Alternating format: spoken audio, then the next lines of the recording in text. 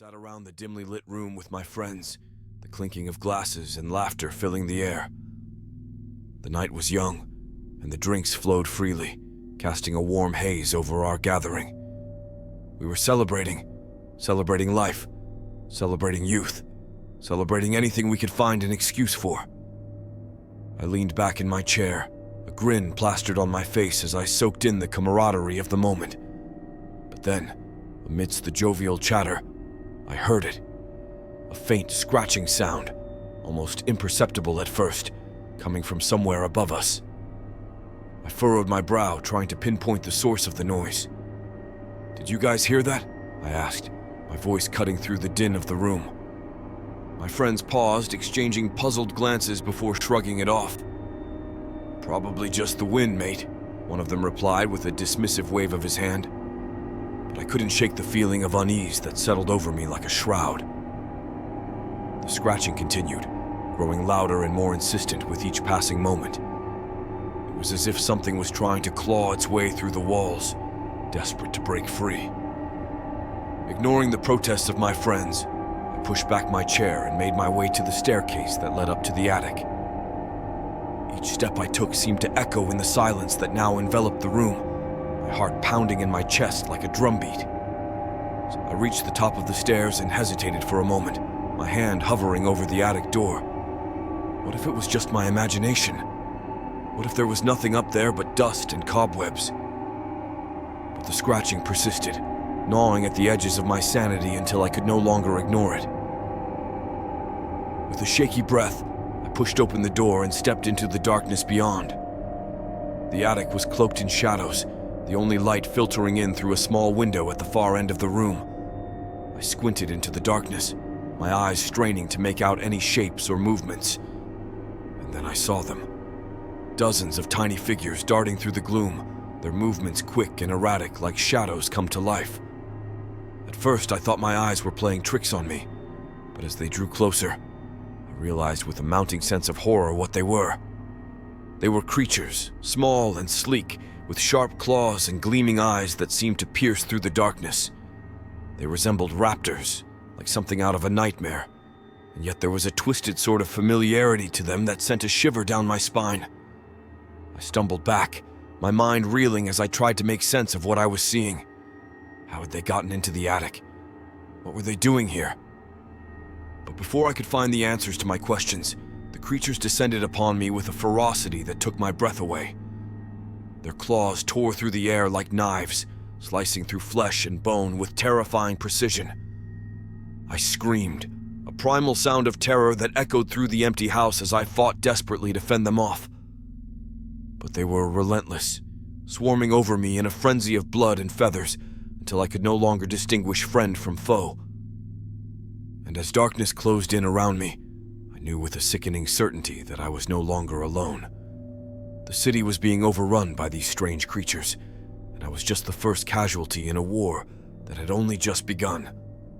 The darkness seemed to press in on us from all sides as we stumbled through the wreckage of the house, the echoes of our panicked footsteps reverberating off the walls. My friends and I were separated, each of us fighting desperately to fend off the relentless onslaught of the creatures that now infested every corner of the attic. I could hear their terrified screams echoing through the darkness, a chilling reminder of just how dire our situation had become. With adrenaline coursing through my veins, I pushed myself to my feet and stumbled towards the attic door, desperate to find a way out of this nightmare. As I reached the top of the stairs, I caught sight of my friends huddled together in the dim light, their faces pale and drawn with fear. Without a word, I motioned for them to follow me, praying that we could find a way out of this nightmare before it was too late. Together, we crept through the shadows, our footsteps muffled by the thick layer of dust that coated the floor. The scratching had grown louder now, the creatures closing in on us from all sides like a pack of hungry wolves. But we refused to give in to despair, clinging to the flickering hope that we could somehow make it out of this alive.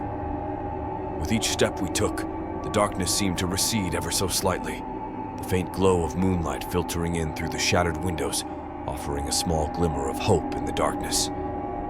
And then, just as it seemed like all hope was lost, we stumbled upon it, trapdoor hidden beneath a pile of debris in the far corner of the attic, beckoning to us like a beacon of salvation in the darkness. With a renewed sense of determination, we pried open the trapdoor and descended into the darkness below, the cold embrace of the earth enveloping us like a comforting embrace. We found ourselves in a narrow tunnel, the air thick with the stench of decay as we pressed forward, our hearts pounding in our chests like a drumbeat. As we made our way through the winding maze of tunnels, I could feel the weight of the world pressing down on my shoulders, threatening to crush me beneath its suffocating embrace. But I refused to give in to despair, clinging to the hope that we could somehow make it out of this alive. And then, just as it seemed like all hope was lost, we stumbled upon it. The entrance to the subway, looming before us like a gateway to freedom in the darkness.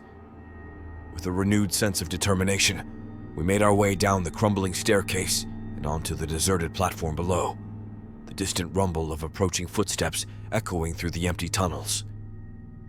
With each passing moment, the sense of impending doom grew ever stronger, the knowledge that we were being hunted like animals driving us to the brink of madness.